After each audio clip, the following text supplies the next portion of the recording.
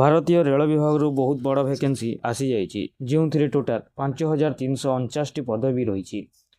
ଖୁସିର କଥା ଏହା କି ଯେ ଏଥିରେ ଆପଣଙ୍କୁ କୌଣସି ପ୍ରକାର ଏକ୍ଜାମ, ଇଣ୍ଟରଭ୍ୟୁ ଏବଂ ଫିଜିକାଲ ଟେଷ୍ଟ ଦେବାକୁ ପଡ଼ିବ ନାହିଁ। ତା ସହିତ ଯଦି ଆପଣମାନଙ୍କ ଏଜ୍ 18ରୁ କମ୍ ହେଉଛି ତାହେଲେ ମଧ୍ୟ ଆପଣ ଏଥିରେ ଆପ୍ଲାଏ କରିପାରିବେ। ତାହେଲେ ଆପଣଙ୍କ ସିଲେକ୍ସନ୍ କିପରି କରାଯିବ ଆମେ ଜାଣିବା। ହାଉ ଟୁ ଆପ୍ଲାଏ, କ'ଣ ରହିଛି ଜବ୍ ପାଇଁ କ୍ୱାଲିଫିକେସନ୍, ସିଲେକ୍ସନ୍ ପ୍ରୋସେସ୍ କ'ଣ ରହିଛି, ସବୁ ଜାଣିବା ଡିଟେଲରେ। ଏଥିପାଇଁ ଭିଡ଼ିଓଟିକୁ ଶେଷ ପର୍ଯ୍ୟନ୍ତ ନିଶ୍ଚୟ ଦେଖନ୍ତୁ। ତ ଚାଲନ୍ତୁ ଭିଡ଼ିଓଟିକୁ ଆରମ୍ଭ କରିବା। ତା ପୂର୍ବରୁ ଯଦି ଆପଣ ଆମ ଚ୍ୟାନେଲକୁ ସବସ୍କ୍ରାଇବ୍ କରିନାହାନ୍ତି ତାହେଲେ ଚ୍ୟାନେଲଟିକୁ ସବସ୍କ୍ରାଇବ୍ କରିଦିଅନ୍ତୁ, ଯାହାଫଳରେ ଆପଣଙ୍କୁ ନୂଆ ନୂଆ ଜବ୍ର ଅପଡ଼େଟ୍ ଶୀଘ୍ର ମିଳିପାରିବ। ଆଜିର ଏହି ଭ୍ୟାକେନ୍ସି ଆସିଛି RRC ତରଫରୁ, ମାନେ ରେଲୱେ ରିକ୍ୱାରମେଣ୍ଟ ସେଲ୍ ତରଫରୁ। ଏ ପୋଷ୍ଟର ଇମ୍ପୋର୍ଟାଣ୍ଟ ଡେଟ୍ ବିଷୟରେ ଆସନ୍ତୁ ଜାଣିନେବା। ତ ପୋଷ୍ଟର ଆପ୍ଲାଏ ଡେଟ୍ ଷ୍ଟାର୍ଟ ହେଉଛି 21 ଫେବୃଆରୀ ଠାରୁ ଏବଂ ଏହାର ଲାଷ୍ଟ ଡେଟ୍ ରହିଛି 23 ମାର୍ଚ୍ଚ 2026। ଟୋଟାଲ ପୋଷ୍ଟ କଥା ଯଦି ଦେଖିବା ତାହେଲେ ଏଠି 5349ଟି ପୋଷ୍ଟ ରହିଛି ଏବଂ ଏକ୍ଜାମ ଦେଖିବା ଯଦି ଏଠି ନୋ ଏକ୍ଜାମ ରହିଛି। Official website link, apply link ଆପଣଙ୍କୁ ଭିଡ଼ିଓର ପିନ୍ କମେଣ୍ଟରେ ମିଳିଯିବ।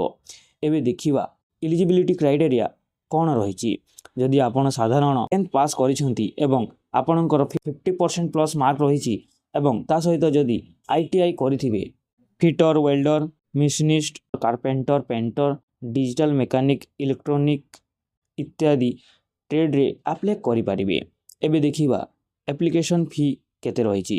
ତାହେଲେ ଏଠି ଦେଖିଦେବେ ଜେନେରାଲ OBC ESW ପାଇଁ 100 ଟଙ୍କା ଫି ରହିଥିଲା ବେଳେ SC ST ଏବଂ ଫିମେଲମାନଙ୍କ ପାଇଁ କୌଣସି ପ୍ରକାର ଫି ରଖାଯାଇ ନାହିଁ। ଏବେ ଦେଖିବା ଏଜ୍ ଲିମିଟ୍। ତାହେଲେ ଏଠି ମିନିମମ୍ 15 ବର୍ଷ ଏବଂ ମ୍ୟାକ୍ସିମମ୍ 24 ବର୍ଷ ହୋଇଥିଲେ ଆପଣ ଏଥିରେ ଆପ୍ଲାଏ କରିପାରିବେ। ଏଥିପାଇଁ ଏଜ୍ ରିଲାକ୍ସେସନ୍ ମଧ୍ୟ ରଖାଯାଇଛି। ଏବେ ଦେଖିବା ସିଲେକ୍ସନ୍ ପ୍ରୋସେସ୍। ଆପଣମାନଙ୍କ ମନରେ ଏହା କ୍ୱେଶ୍ଚନ୍ ଥିବ ଯେ ଏଠି ଏକ୍ଜାମ, ଇଣ୍ଟରଭ୍ୟୁ ନାହିଁ ଏବଂ ଫିଜିକାଲ ଟେଷ୍ଟ ମଧ୍ୟ ନାହିଁ, ତାହେଲେ ସିଲେକ୍ସନ୍ କିପରି କରାଯିବ।